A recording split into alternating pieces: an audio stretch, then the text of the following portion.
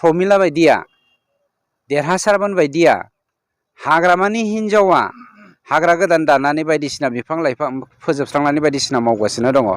बे साधारन रायजो राजायाथ' निस्सय मावखागोन।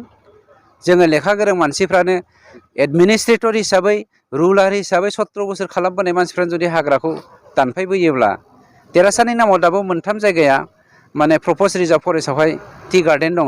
बेखौ जों एरखुनो थांगासिनो दङ।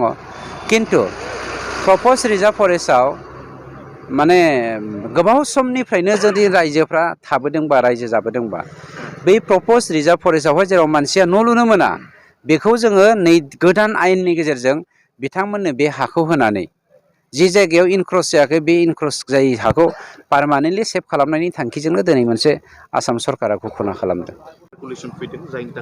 ना बेनो बिथांमोना प्रप'ज रिजार्भ फरेस्टआव दङ। प्रप'ज रिजार्भ फरेस्टआवहाय टि गार्डेन बानायदों। बेफोरखौ मोना एक्सुवेलि। किन्तु टि गार्डेननि बेलायावथ' आं कमप्रमाइस खालामा। सासे मानसिया माबोरै 300-400 बिगा हा दखल खालामनो मोनगोन? जोंनि मानसिफ्रा हा गैयिनि थाखाय ओंखाम राननानै दङ आरो बिसोरो लिडार जादोंमोन होननानै थाखा फैसा दंमोन होननानै 300-400 बिगा प्रप'ज रिजार्भ फरेस्टखौ बा रिजार्भ फरेस्टखौ एवस्रांनानै बेवहाय साहा बागान खालामनायनिथ' जुक्ति फैनो हाया। गतिके बेफोरखौ जोङो एक्सन लाखागोन।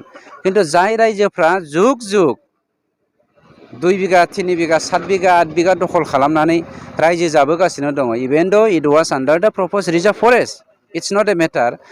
बेखौ जोङो लासैनो आयेन बानायनानै माबोरै जोङो डिमार्केट खालामफिननो हागोन बे आयदाजोंनो बिथांमोननो मोनसे माबाखौ हरनाय जादों इनफरमेसनखौ।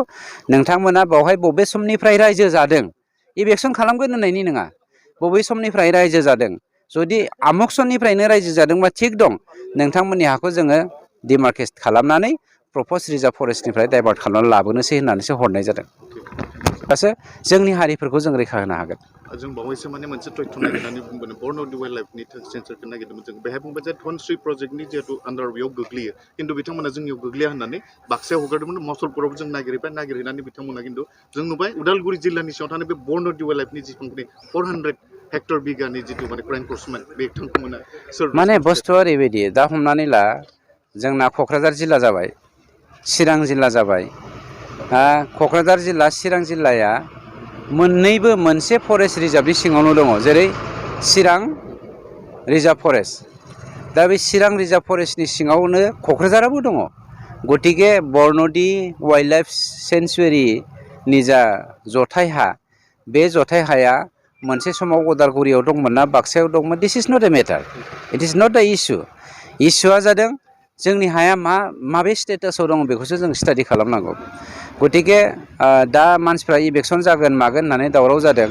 आसाम गभर्नमेन्टआ मोनसे पलिसि खालामदों प्रप'ज रिजार्भ फरेस्टखौ जाय प्रप'ज रिजार्भ फरेस्टआव जोंना नैबे बिनानावा न' लुनानै हा लानो हाया।